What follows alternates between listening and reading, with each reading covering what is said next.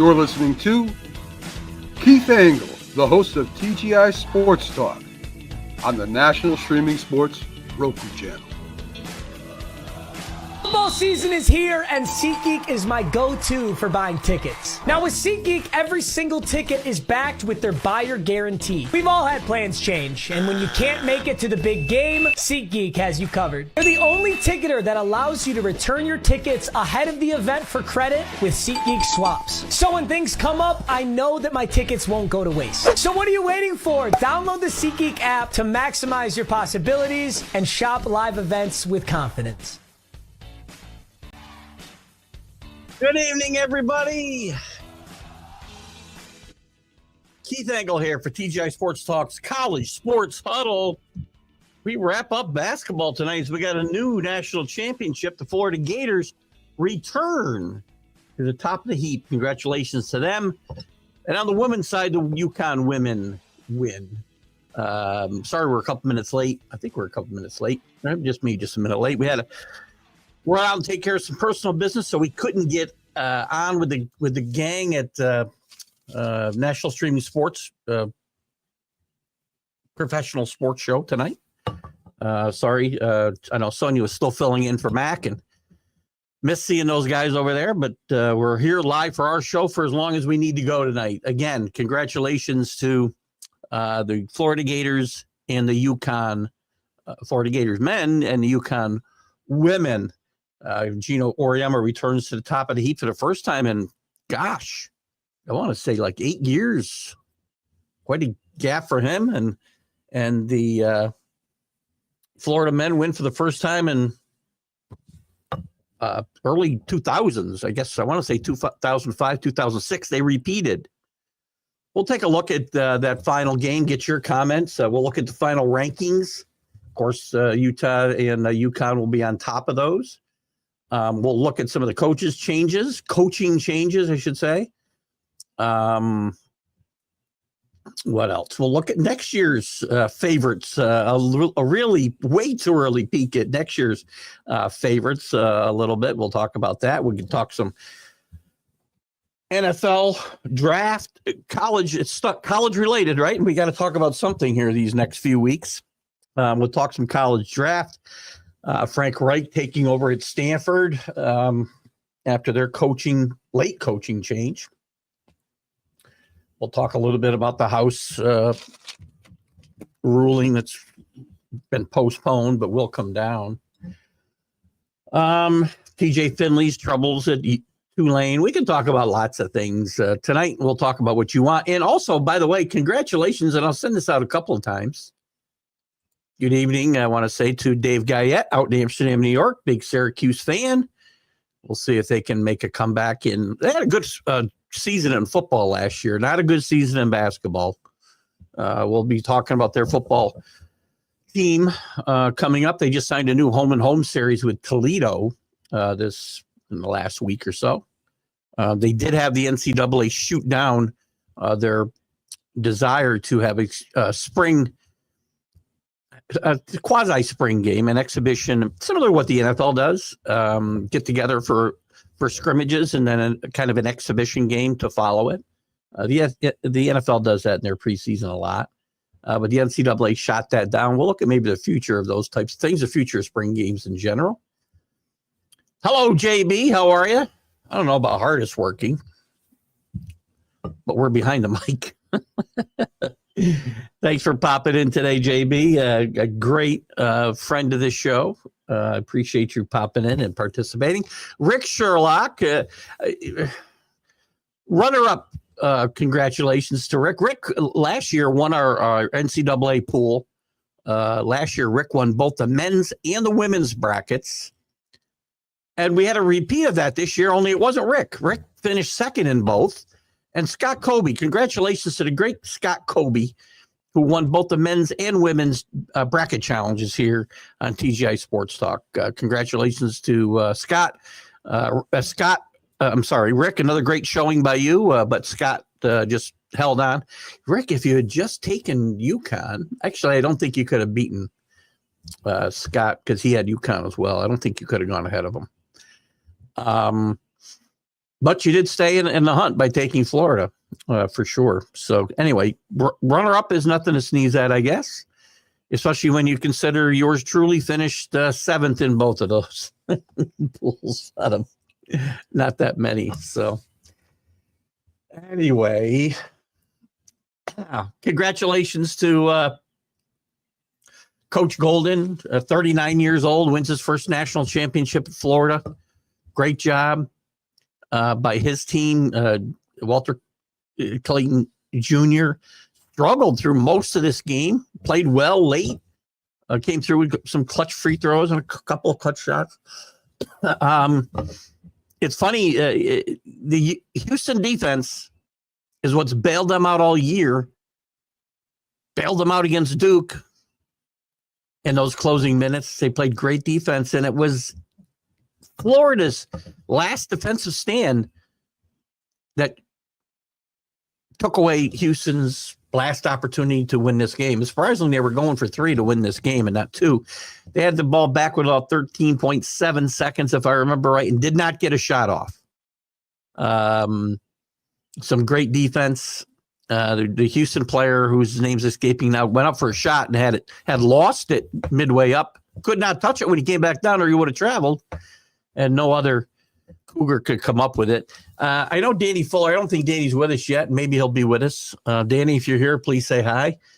I know he had some criticism, and maybe some others did too, of Kelvin Sampson. Just a heartbreaking loss for Kelvin Sampson in Houston. Houston continues to suffer these, their history now is of losing championship games. Continues. They lost one of the great championship games of all time to North Carolina State and Jim Valvano back in the 80s. And they also lost a few years later with Akeem Olajuwon in his senior season, I believe, to Georgetown in that final. Georgetown and Patrick Ewing's only national championship. Some criticism of Kelvin Sampson not having a timeout. I mean, you don't know when you're going to need him. I mean, I get it. One thing I guess that strikes me, because I saw this and nobody made a big deal about it, but about 15 minutes left in the game, only 5 minutes into the second half, Houston, I think, was up 5 at the time, something like that. And they had a offensive rebound under their basket, and the kid was falling out of bounds and called timeout, and everybody praises him. Great heads up play. Call timeout before he could be out of bounds. There's 15 minutes left in the game. You're leading. And even if you're not, if it's a close game, you may need that timeout later. Oh, there's something different. We froze. See if we unfreeze here before I do this. Okay, perfect. We found a new way to unfreeze this sucker. Anyway, you're falling out of bounds. Should you waste a timeout with 15 minutes left in the game over one possession? I realize one possession could, turn the game, and it did. But if they had a timeout, if they hadn't burned that timeout then maybe Kelvin Sampson's got one. I don't remember where he called all his timeouts down the stretch. Kelvin Sampson's been a very good clock management coach, especially in this tournament. It was tremendous against Duke. If you remember, he's down, I want to say 6 with a minute left. He's not fouling against Duke. He's letting them shoot, letting his defense defend. That's not redundant. So,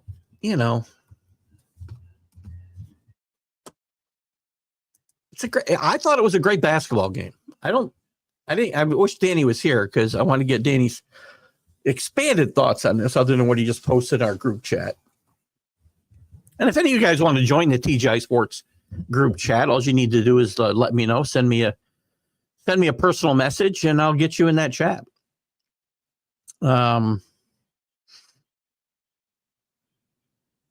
It's off my it's a group chat that I have off my personal page. So because it's easier, because I get so much junk in the chat from TGI Sports Talk, people trying to sell me their services to get the viewers. I mean, are they going to increase it? I mean, yeah, maybe. But I need followers to increase, and the viewers, range from, 1.5 to 2,000, 1,500, I should say, to 2,000 a show. And I'm not unhappy with that. I need to get YouTube up to play, but that's why I don't do the chat on plus the scammers there who are telling me my page is going to get shut down any minute. Anyway, when you look at the box score for this game, as I mentioned, Walter Clayton had a tough day, 3 for 10, 1 for 7 for 3, but he ended up with 11 points. He hadn't scored with about 5 or 6 minutes left in his game. I don't think he'd scored, but he made some clutch free throw shots. He had a couple of big rebounds. He had 7 assists. He didn't let that lack of success shooting the ball really affect him, and some other guys picked him up. Will Richard with 18, Alex Condon with 12. Will Richard was 4 of 7 from 3-point line, by the way. And the bench came through with 12 points. 3 guys fill in for 56 minutes or so. Great job. Compare that to 17 off the bench for Houston.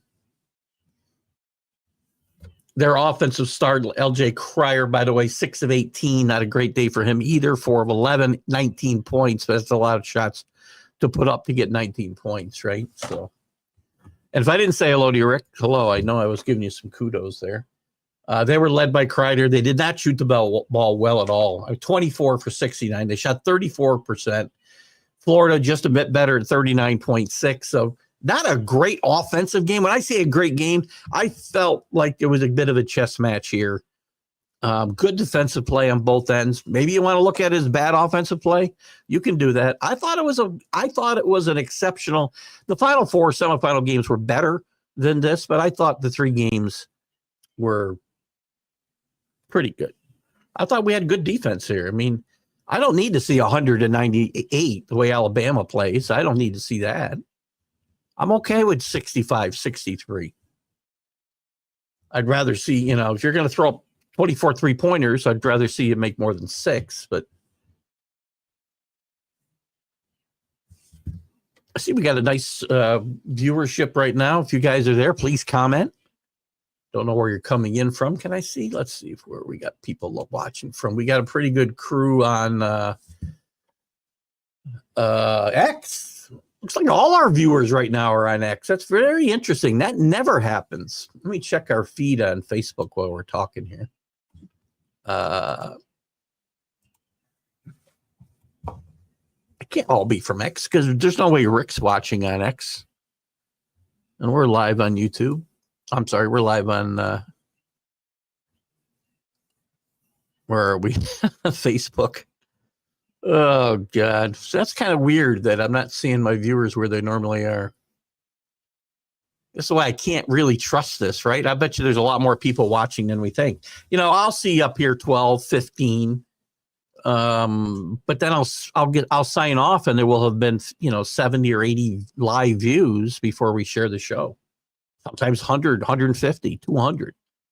But I won't see that reflecting in the live views while we're live. So anyway, guys, what do you think?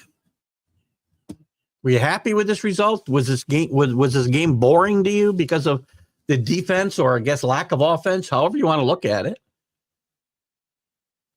I enjoyed it. I thought it was a good Saturday and a good finish to this on Monday. And I really was rooting for Kelvin Sampson to get the win here. I didn't have a dog in the hunt by the time we got to Saturday. I didn't bet any games. I didn't bet Monday night's game. So we just kind of watched and tried to enjoy it. And I did. Don't know about anybody else. So Florida finishes up 1. Houston 2, Duke 3rd, Auburn 4th. That was your Final Four, of course. Tennessee, Alabama, Michigan State, Texas Tech, Maryland, and Michigan round out the top 10. St. John's falls to 11 after a very disappointing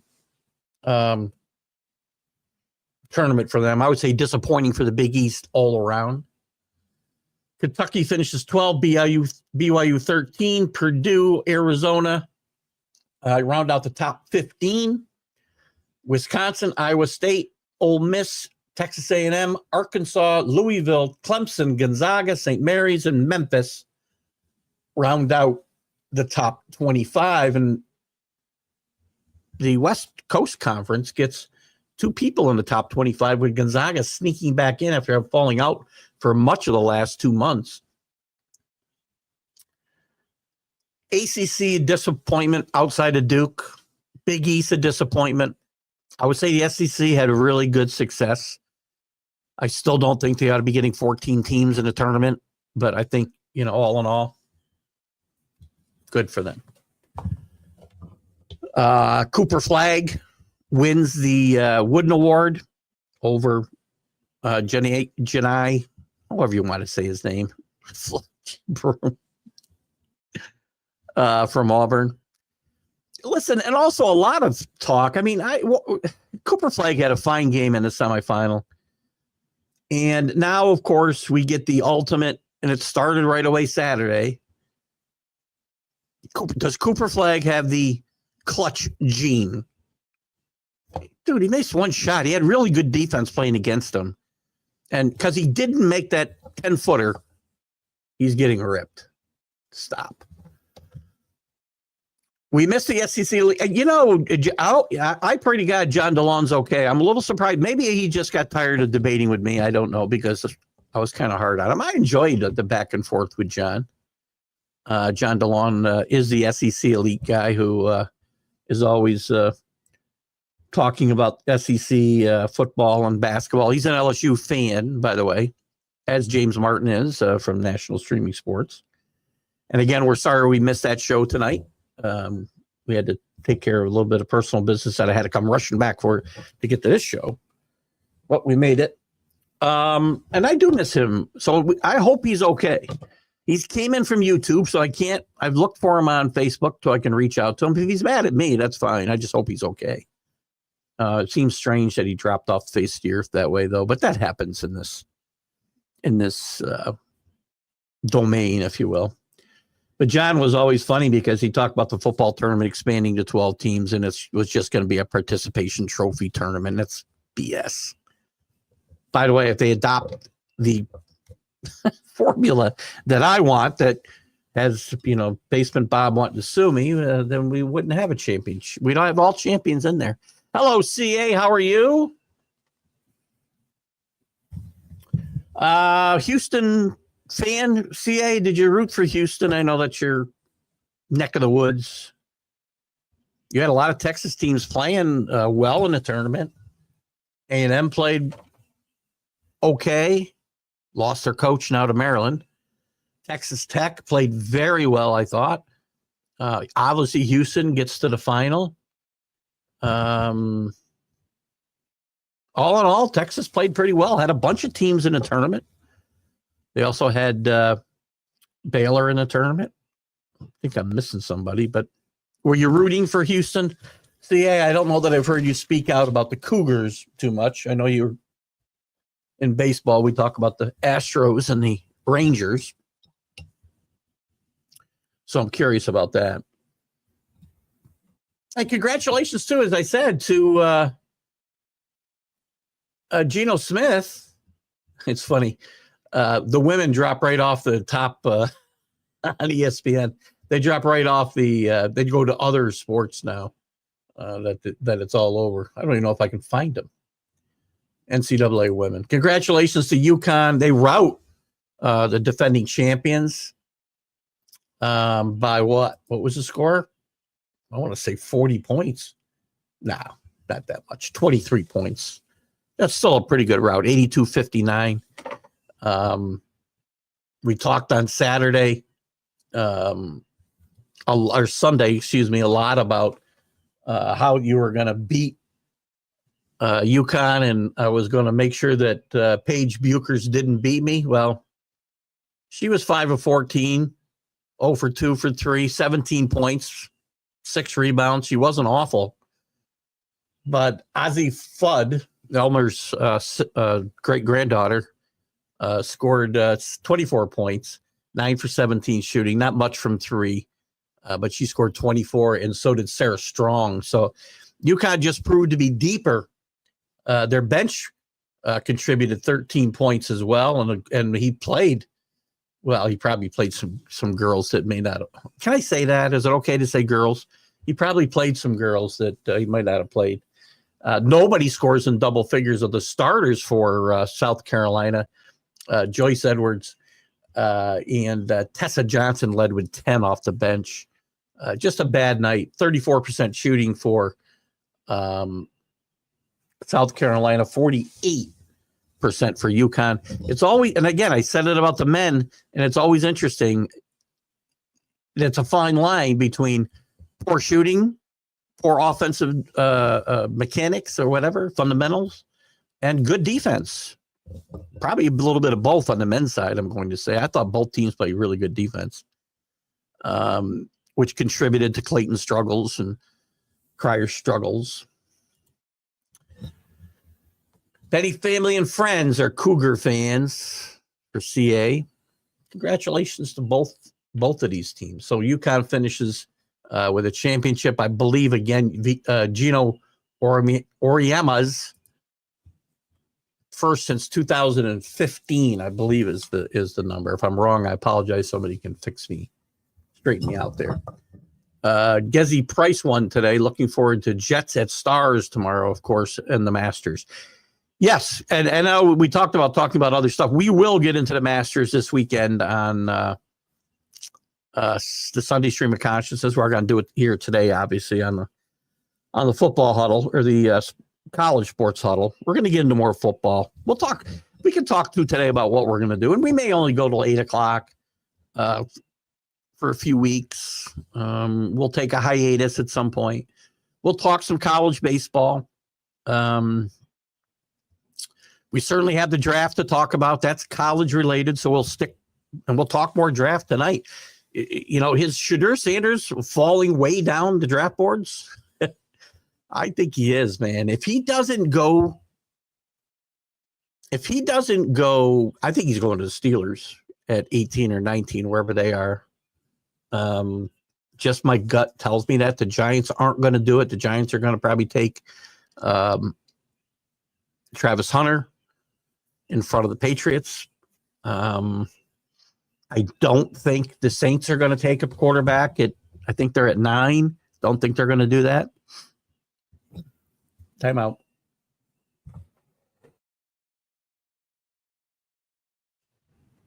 Sorry about that. We got the sneezes lately. I think I caught this from my wife.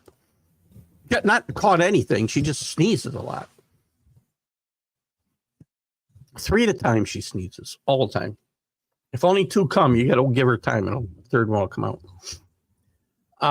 So it's going to be very interesting to see what happens. I've seen a lot of better reports about Cam Ward and what people think. They think pretty much what I think. Cam Ward's got a lot of talent. Holds the ball too long. He's too reckless with the ball, both when he runs and trying to, get it, throwing it late. There are some that think he can develop into a fine NFL quarterback, and I'm not saying he won't. I'm just saying you don't pick him number 1. I did see too, and I think it was, I don't know which mock draft I saw today, Rick, but they had who's the kid from Louisville? Schlo? How do you say his name? I'll probably say his name wrong. Where's Drew? We don't have Drew on the show to help me out.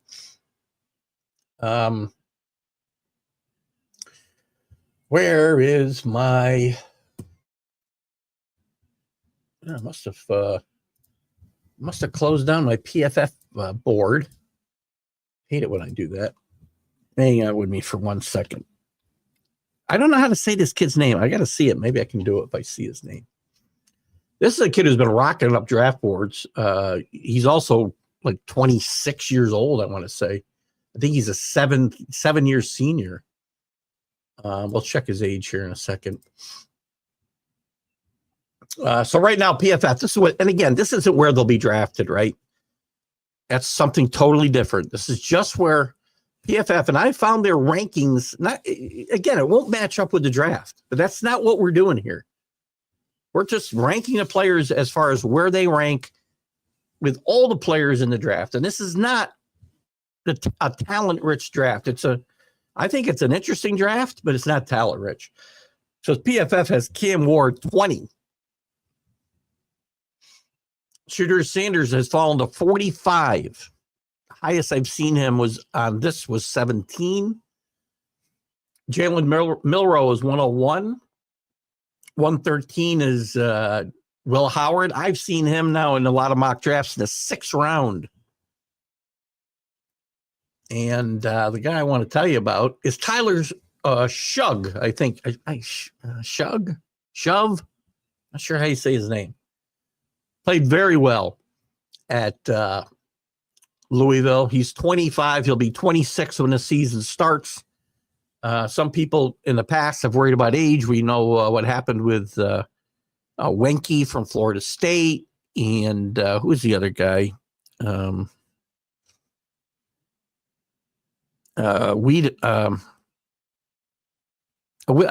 I think was his name, went to the Browns. He was also an older draftee. But I've heard this kid being drafted by your Vikings a lot the last week, Rick, and much higher than where they're ranking him here. In fact, one of the ESPN guys had quarterback rankings, and they had Will Howard's the guy. I'm sorry, Rick, I screwed this all up. 6th round, Will Howard. This is one of the ESPN analysts. He was ranking all the quarterbacks, where they would go. Not ranking them like PFF, but ranking them by where he thinks they'll go in the draft. And by his estimation, he's still got, let's see. This is his prediction of where these quarterbacks all go in the draft. Cam Ward, number 1 to the Titans. Shedeur Sanders to the Giants. It's not going to happen. I don't think. 2nd round. That's 2 quarterbacks in the 1st round. Jackson Dart goes the 3rd quarterback gone number 33 to the Browns. Seahawks, Tyler Shove. I don't know how to say his name. From Louisville. That is round 2. I wish I was on with Drew. I got to ask Bo about this. Round 3, Pittsburgh, Jalen Milroe, 83rd pick in the 3rd round. Kyle McCord, sleeper pick to the Saints in the 4th round, 131. Round 6, Will Howard, Ohio State to Minnesota. 6th round. That's a pretty good place to get a quarterback. And again, you've only got You've got Rippon in your quarterback room besides J.J. McCarthy. That's it. Riley Leonard in the 6th round to the Rams. Interesting pick there. Quinn Ewers in the 6th round to the Cowboys. That's it. That's all the quarterbacks they've got being drafted. And there's 3 intriguing undrafted free agent fits he sees. Hunter Deckers from Iowa Western to Miami. Dylan Gabriel, who he doesn't have getting drafted, to the Commanders, also known as the Redskins, sorry. And Curtis Rourke from Indiana to the Lions. Interesting stuff there. Let's see, what have I missed here? College baseball, Arkansas looking good. Well, yeah, we'll start getting into college baseball a little bit and talking some more of it. I haven't really even looked into it, but CA is updating us a little bit. Arkansas looking good. Huge move by the Longhorns up to number 2. It is still too early to pick the top 8 seeds for the regionals. I think that's still, a month away yet? But we will start talking some college baseball as well. Alan wants a wide receiver or Graham. Let's see. Where's the latest? Let's pick a mock draft we want to look at. Let's look at Mel Kiper. And if you don't like Mel Kiper, we got a bunch of guys we can look at. Here's Kiper's first round picks. He still has Cam Ward to the Titans, Travis Hunter to the Browns. Let's see where he has you in a second. Alan, hope you're feeling better. Not sure what's going on, but I hope you're feeling better. There we go again. Bear with me. All right, we're back. Abdul Carter, great edge rusher from Penn State to the Giants, which would leave the Will Campbell, the offensive tackle from LSU, for the Patriots. Jacksonville takes Mason Graham. I think he'll be gone before 12, Alan. Ashton Giante to the Raiders. A bit of a surprise. Armand Membu, who I do like, offensive tackle from Missouri, to the Jets. Jalen Walker, linebacker to Carolina. Shedeur Sanders at 9 to the Saints. This is Mel Kiper's latest. Tyler Warren, who I like a lot, to Tennessee. I like Arroyo a lot as well. I'm hoping he lasts at, say, the 3rd round, and maybe the Patriots can take a look at Arroyo from Miami at tight end. Will Johnson, who John Gonzalez has some inside information that the Patriots are interested in. I have not gotten any of that. And Mel Kiper says, Alan, and this would not be a bad pick because I know the Cowboys, for a long time, Giante was going to fall out of the top 10. And a lot of people had him going to the Cowboys at 12. As a runner-up or a consolation prize, they get Omarion Hampton from North Carolina, who I think is could be a game breaker. And if they can put an offensive line in front of him, he will be very, very good for as long as a running back can be very, very good. I like this kid. A lot of guys have him going as far back as top of the 2nd round, end of the 1st round. If he goes at 12 to the Cowboys, that'd be interesting. Barron, the cornerback to the Dolphins, Colts, Loveland. And we can look at some other of these mock drafts if you want. Green to the Falcons, Matthew Golden, who I like a lot, going to the Texans, to Texas, from Texas, sorry, to the Cardinals. Alan, maybe that's a guy that you'd be interested in. And by the way, we haven't even gotten to McMillan here. Did I miss McMillan? Did he get picked and I didn't call him? Some guys are down on McMillan. Arizona, best. I think he's the best wide receiver in this draft. And here we've got Golden going before him, according to Mel Kiper. Jihad Campbell to the Bengals. Kelvin Banks Jr. to the Seahawks. Emanwuri,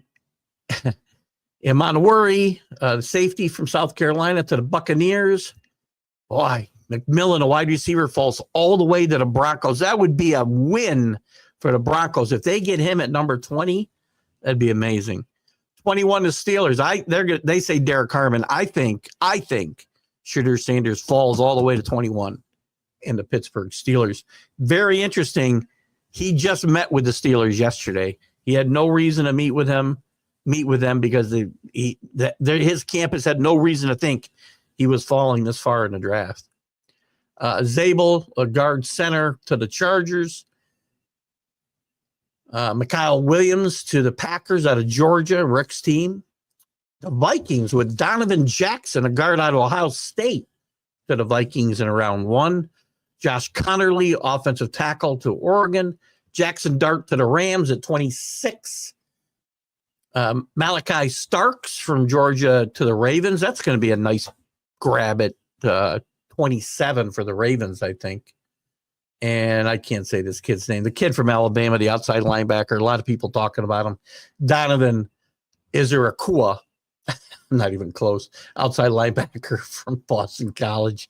Shamar Stewart, defensive end from Texas A&M, to the Redskins. And the Bills take Maxwell Hairston from Kentucky. Josh Simmons, offensive tackle, to the Chiefs. Chiefs need offensive line help in the worst way.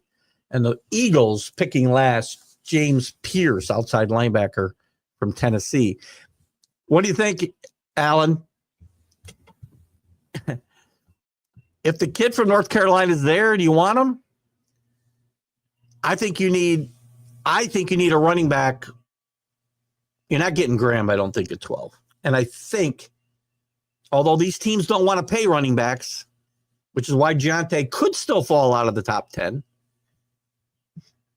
If Giante's there, the Rams have to take him. I really think the kid from North Carolina could be as good or better than Giante, possibly. We don't know. Giante's a great player. But we don't know. I don't know if Alan stayed with us or not, but if you did, speak up. Tell me what you think. What wide receiver would you want there? Golden or McMillan? McMillan's starting to slide, according to this. Let me look real quick at, just for giggles, we'll look at one of the other ones. I won't go through it as quickly as I did here. Let's look at Mike Tannenbaum. He was a GM. He still has Cam Ward, Travis Hunter. He's updated his pick for the Giants to Mason Graham at 3, which would leave the Patriots. He's got taking Memboa, whatever his name is, from Missouri.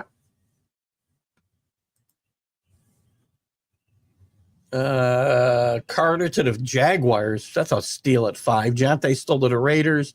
Campbell would go to the Jets in this one. Jalen Walker still goes there. Mikael Williams moves up big time here to 9 to the Saints.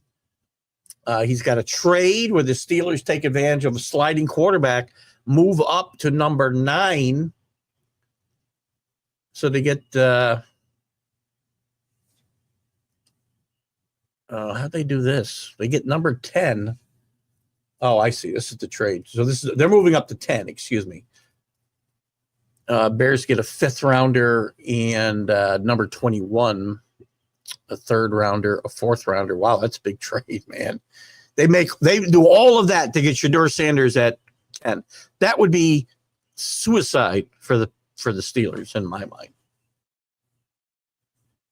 You're going to trade to get to 10. You're going to trade your 5th rounder. I'm sorry, you're getting a 10 and a 5th rounder. You're going to give up your 1st rounder, a 3rd rounder, a 4th rounder, and next year's 1st rounder for Shedeur Sanders, who might very well fall to you at 21. Pittsburgh, who's going to take him after that? 49ers? No. The Cowboys? No. The Dolphins? No. The Colts? No. The Falcons? No. The Cardinals? No. The Bengals? No.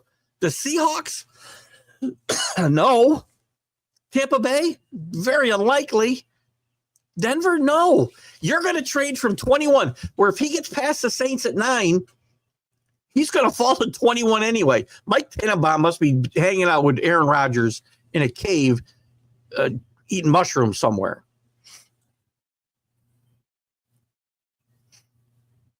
Am I the only one who sees this?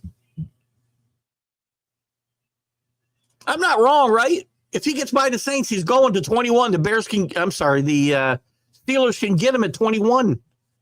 None of those teams from 10 to 20 are taking Shedeur Sanders.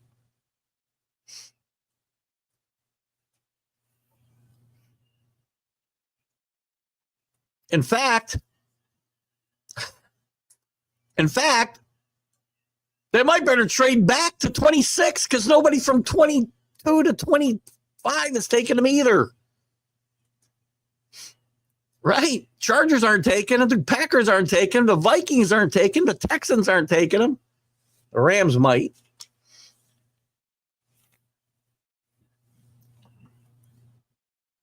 These guys are getting paid. I'm not.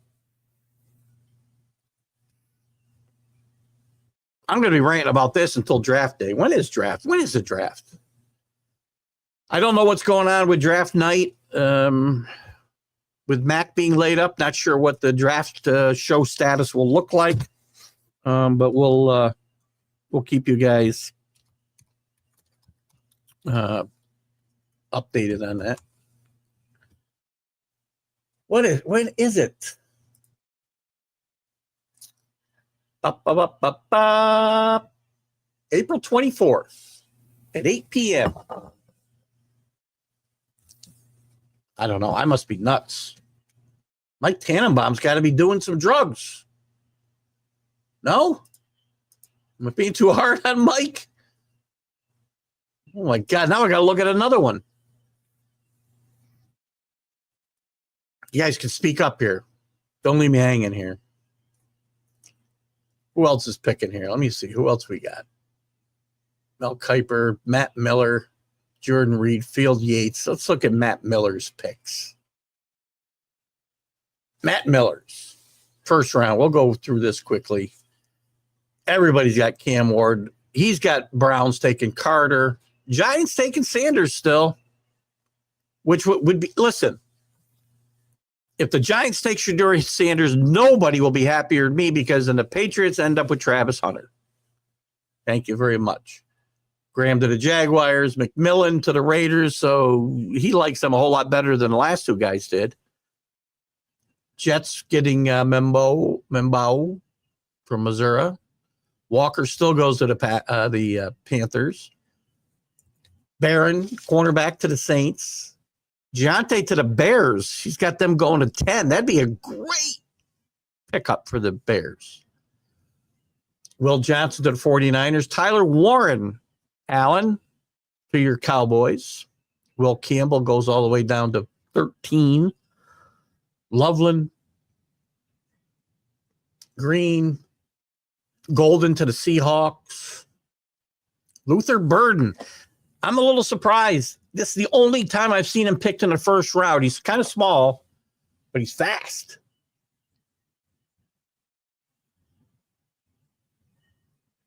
I like this kid. They got him going to Denver. Denver's going wide receiver, it looks like, in the first round, but they've all got him taking a different one. And this draft has Omarion Hampton dropping all the way to 21. I'm sorry, 22 in the Chargers.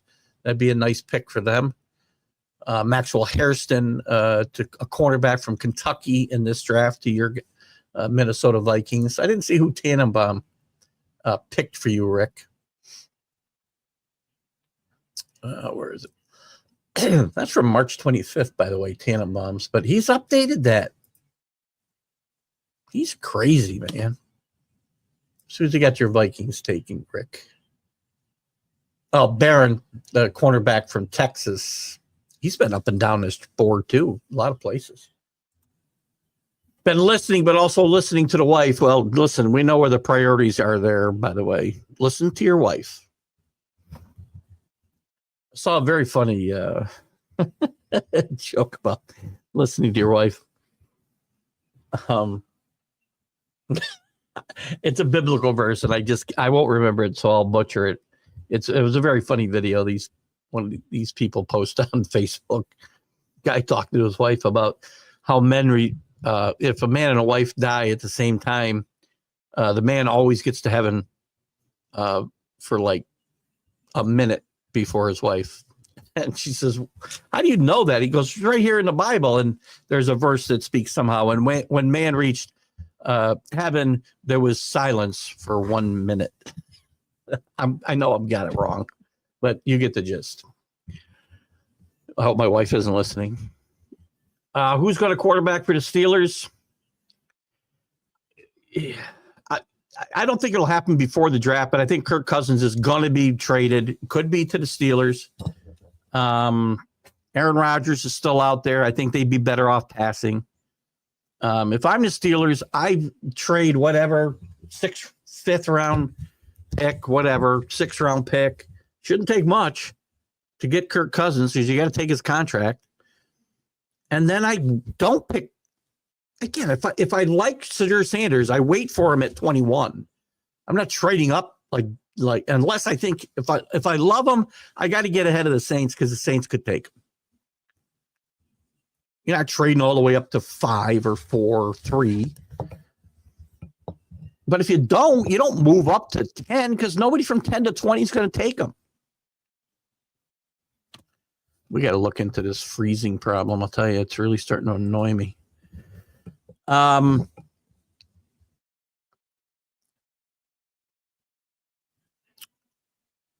I think it could be Cousins, and then I think they take maybe, the Slaw Shaw, whatever his name is. I guess you might say it's Shaw from Louisville. Maybe Kyle McCord from Syracuse. But you can get them in the third or fourth rounds. Hope your wife didn't hear me either, CA. I butchered that. I don't know the exact. I'll have to find a video and I'll play it one day. It's very funny. If your wife heard me, tell her I'm sorry. I apologize. I repeat everything I hear. I'm like a parrot. So back as far as the Steelers, yeah, I mean, they got very few options. There's no quarterback. Well, they have Mason Rudolph on the roster. They can't expect to play Mason Rudolph and even continue their 500 or above season streak. Not going to happen. Now, they could do that and tank the season and wait for next year when there might be a better quarterback draft. There should be a better quarterback draft. But listen, there's no guarantees. First of all, we don't know that, say, Arch Manning. If people are trying to position themselves next year for Arch Manning, we don't know, number one, whether Arch Manning will be any good. I suspect he will be. But secondly, we don't know that he'll come out. Arch Manning likes it at Texas. Arch Manning's going to get his money. Now, he could get hurt. If he was going to be the consensus number one pick, maybe he'd have to come out. Because the only risk would be, really injury. Bad play could hurt you, yes. But there's going to be money available to stay in college. Not as much as you get as a first-round pick in the draft, but there's no guarantees in life. I play for now. So I would take I would go out and get Kirk Cousins for a 5th or 6th round pick. Maybe 4. I don't know what you got to go to get Kirk Cousins. They're not going to keep him on that roster. He's not making $40 million to carry a clipboard.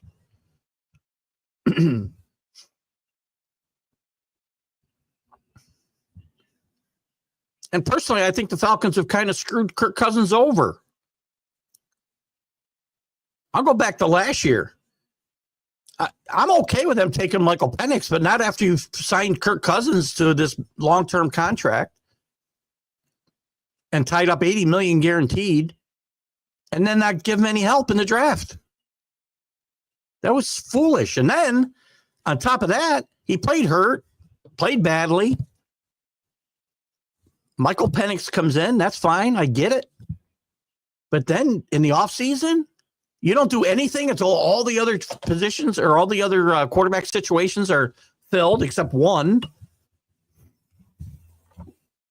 And you hold them hostage when you know damn well you're not keeping a $40 million backup quarterback. Now, that doesn't really relate to the college world of sports that we usually talk about on Wednesdays, other than the draft. That affects the draft. A few months ago, we went to the funeral of a Sparkman Hillcrest. Oh, at Sparkman Hillcrest, sorry. Always stop to say hello to Mickey Mantle. That's nice. That's awesome. The Mick. He's my man. Oh, God. Anyway, we're all over the place here tonight. What else has happened in the world of college sports? In basketball, not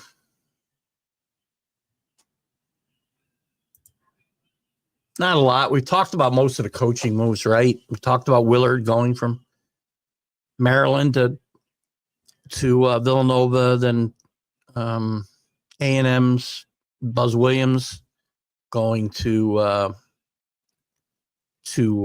Maryland from Texas A&M. They did fill their spot too. They fill their spot with Texas A&M. Where are you, Texas A&M? I feel like they brought in a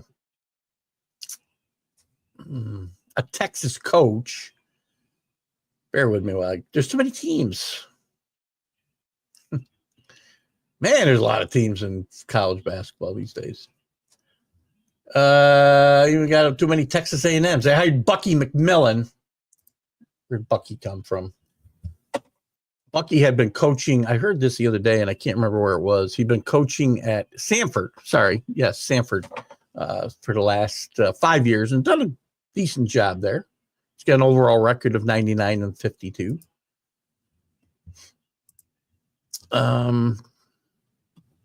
We talked about these guys. The House settlement, look, the NCAA has been waiting for the House to, the Congress to solve their problems because they can't do any policing of their own. So a deal has been kind of pushed down the road a little bit, but it's taking shape. It's going to reshape the business of college sports tremendously. While a judge declined to, there's a lawsuit now with the Congress versus the NCAA, the House.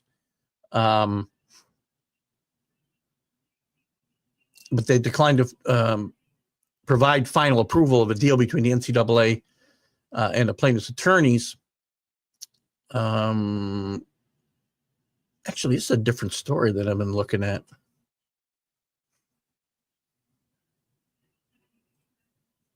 Okay, so the NCAA has agreed to pay roughly $2.8 billion in damages. If you remember, the story was first come to light last fall and winter to current athletes to settle 3 federal antitrust lawsuits that claim the association rules have limited the athlete's earning potential in various ways. The deal, commonly referred to as the House settlement, after lead plaintiff. Oh, it's this totally. I totally screwed up the beginning of the story. It's not the House. It's Grant's House. He's a lead plaintiff. It would also agree to a new system for schools to pay players indirectly starting this summer.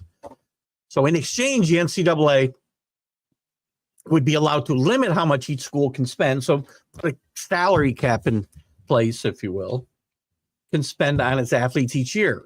An effective salary cap that's expected to start at roughly $20.5 million and increase annually during a 10-year lifespan of the deal. The deal almost gives the industry's most powerful conference an increased ability to police the name, image, and likeness deals between athletes and boosters, which is intended to keep teams from using their boosters to circumvent the $20 million cap. They're nuts. This is never going to happen. They're going to get $20 million, and the boosters are still going to go out and pay these kids extra money, theoretically, for their name, likeness, and image. It was never meant to be used as a recruiting inducement. It's supposed to be used once you get there and become a star. Just move on from this stuff, Keith. Jeez. Anyway, that's still out there. Has not been finalized yet. We know Deion got a big extension. He's a new the latest $10 million coach in college football. 5-year extension at $10 million a year.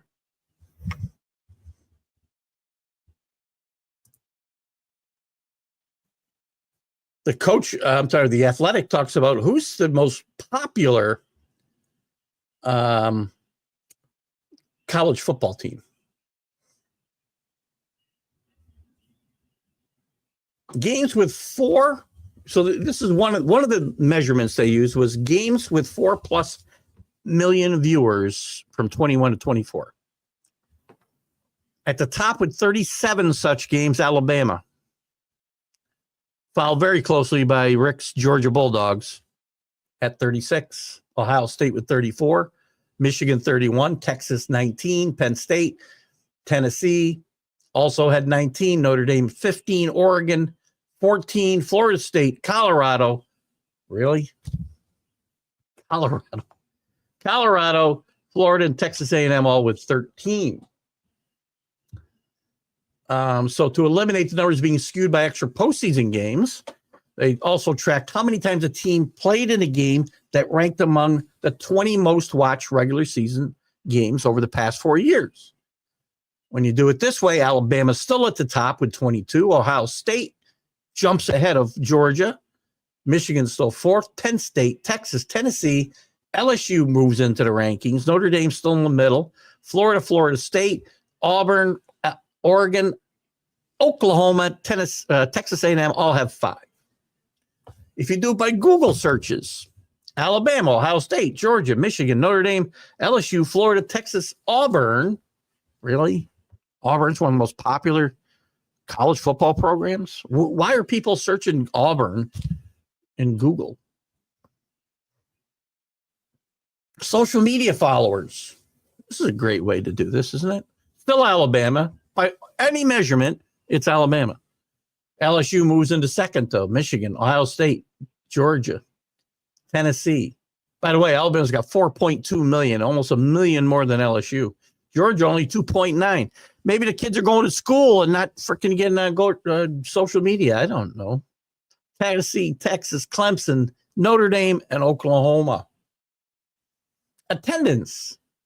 This is a skewed. Somebody's college. I mean, Michigan's going to be number 1 easy. They got the biggest stadium in the country. Penn State, Ohio State, Texas, Nebraska. It's a big stadium. Alabama, Georgia, Oklahoma, Texas A&M, Tennessee. Where else are you going to find Texas? These rankings are just ridiculous because Nebraska and Auburn get into two of these rankings just because of the size of their stadium. And I don't know why people are searching Auburn. Maybe because they don't know where the hell it is, or they're searching Auburn, New York. StubHub ticket sales. Michigan, Alabama. Michigan moves into number 1 again there. Alabama falls to 2. Texas, Georgia, Auburn. Ohio State, Penn State. Merchandise sales. Big difference here. Who do you think it is? Notre Dame. Ohio State, Georgia, Texas, Tennessee, Alabama, Michigan, Oregon, Penn State, Florida. I'm going to tell you something. If you want to judge popularity of teams, there is no better gauge than merchandise.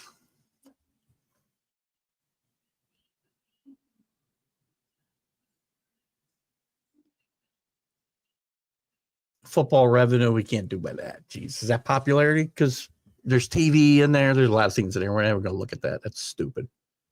Online wagering. This is interesting. This was done by percentage of total bets made. You know who's number 1 here? Just bet on, not against, by the way. USC. Georgia, Alabama, Tennessee, Texas, LSU, Ohio State, Oregon, Penn State. The U finally hits a ranking. Percentage of the money wagered. Georgia, Ohio State, USC falls to 3rd here. Yeah, a lot of people lost a lot of money the last few years on USC, including me. Alabama, Texas, LSU, Tennessee, Oregon, Penn State, Colorado. Living alumni.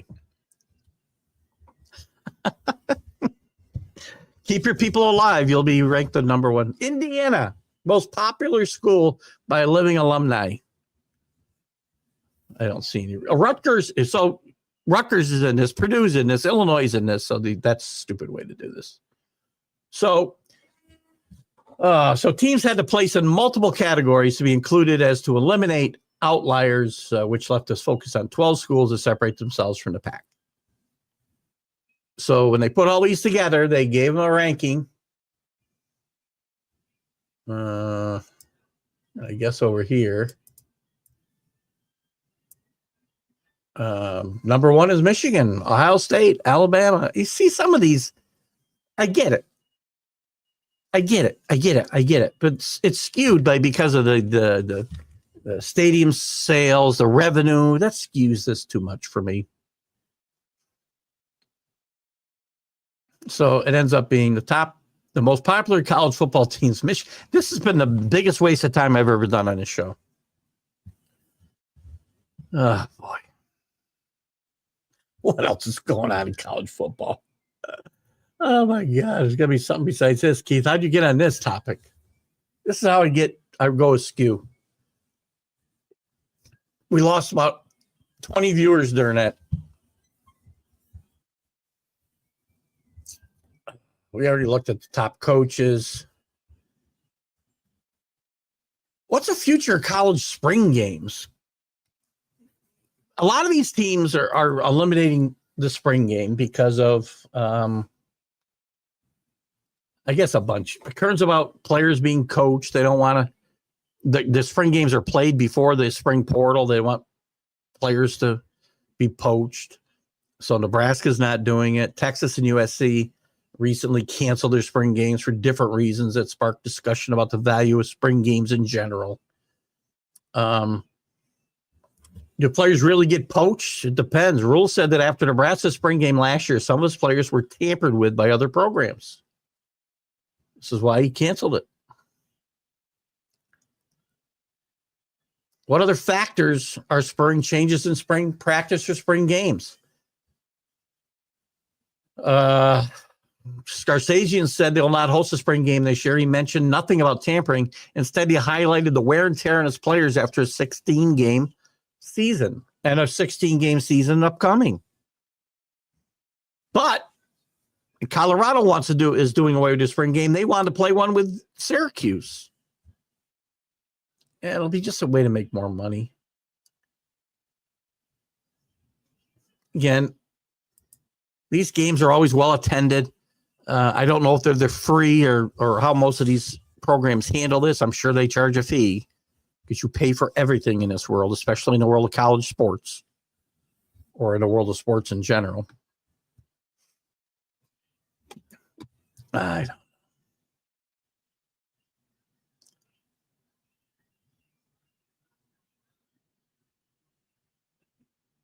It's just a lot going on. We just get through the men's basketball season, and I was looking at next year's, who's the opening favorites for 2026.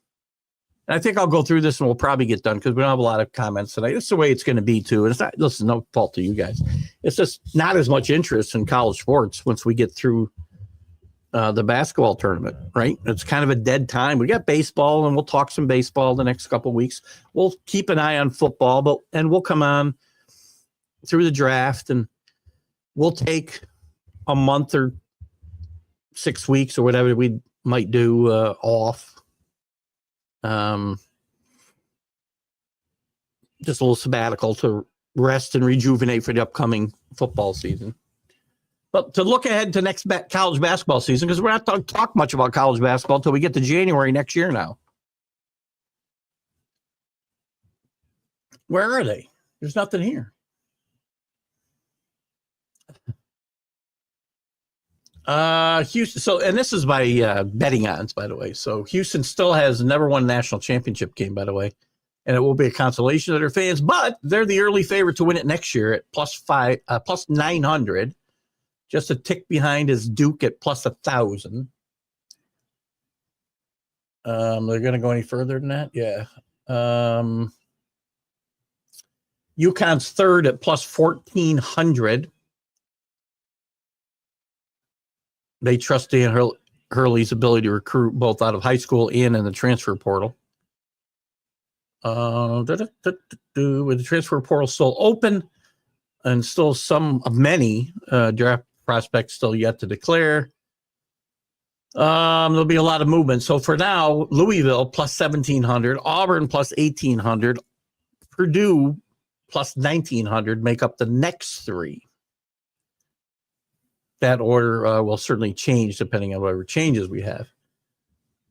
Newly crowned Florida will be next at plus 2,000.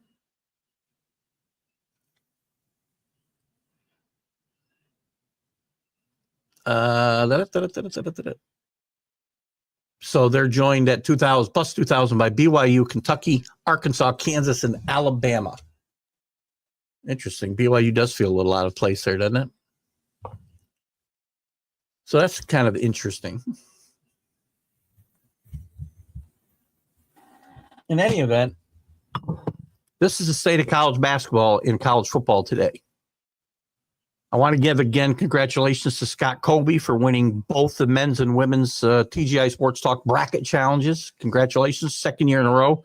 We've had a sweep. Last year it was Rick Sherlock who finished second to both of them this year. Congratulations to the Florida Gators men, the Yukon Husky women for winning the national championships in their respective tournaments. We'll be looking ahead to college football, and we'll have an early top 25 probably here shortly in a few weeks to take a look at. And we'll try to keep the show as entertaining as we can and not go on and on and on when there's nothing much to talk about. But we'll dive into some college baseball here. We'll go through the draft, the 25th. Then early in May, we'll start to make some decisions on, what the sabbatical will look like this year. And then we'll be back midsummer, sometime in August, to dissect the football. So anyway, where are we? What a messy NCAA's become, right? Oh, gosh. Well, and I guess I'll belabor this point. It's hard because it's a business. And once this House versus the NCAA court case is finally settled, all illusions of amateurism are gone. And it's probably going to get worse. The rich are going to get richer and the poor are going to get poorer. And I've always said, and I had a harder time with the basketball tournament this year than I normally do, but college football, last year I was okay. Because I've said, as long as I can take the nonsense going on with the NIL, with the transfer portal, and put it aside when football starts, and I still feel that same excitement Saturday mornings, Saturday afternoons, Saturday nights that I feel now, I'll be okay. And last year it was okay. As soon as it starts to feel like Sunday, I'm going to have no reason to watch on Saturday. I'm just not. Because all I'm going to have is a minor league NFL. And that's not what I signed up for. And that's what I stopped doing this show. When I'm not getting excited about stuff. And again, the off season's a time to talk about the portal and NIL and bitch and moan about everything that's wrong with college sports. And I made a promise to myself and to you guys that last year, once the game started, I would stop that. And I pretty much did. Now and again, you had to touch on it. But when I can't do that, and we did that pretty much during the NCAA tournament, we were able to kind of focus on the games, on the coaches, on the players. But next year, I'm going to have to learn a whole new set of players for every team. It's so hard, especially in college basketball, where there's not 130 teams. There's 400 in Division I. When I can't turn off the bad stuff, the mess, as CA says, then this show won't happen anymore because there'll be no reason to do it. I got plenty of shows that talk about, I'll move the MLB update to Wednesday nights at 7:00.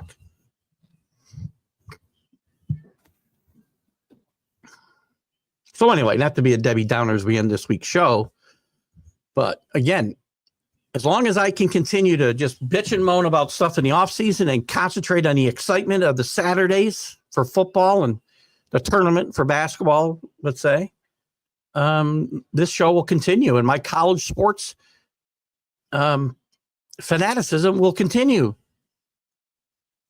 When I can't separate the madness from the games, we'll have to take a different path. So that's it for tonight, guys. We're going to wrap it up. I do appreciate everybody for popping in. CA, thank you for participating. Congratulations to Scott and Rick, the winner and the runner-up in the tournaments or tournament brackets. Friday, we'll have an encore one-on-one this week because we have not had time to do much recruiting for new interviews. So we'll have a encore presentation of Jim Graziano, former South Carolina great. He had some interesting things to talk about with Frank McGuire and the NCAA in general. It was a great interview with Jim, and that'll be an encore presentation Friday morning. I'll still be on with Mac and Jack with Sonia probably filling in on Friday, and the MLB update 3 p.m. And the Sunday stream of consciousness will continue as always. That'll probably be the last show that ever goes away for this day. Keith Engle with TGI Sports Talk. Have a great week. See you later. Bye-bye. Football season is here, and SeatGeek is my go-to for buying tickets. Now, with SeatGeek, every single ticket is backed with their buyer guarantee. We've all had plans change, and when you can't make it to the big game, SeatGeek has you covered. They're the only ticketer that allows you to return your tickets ahead of the event for credit with SeatGeek swaps. So when things come up, I know that my tickets won't go to waste. So what are you waiting for? Download the SeatGeek app to maximize your possibilities and shop live events with confidence.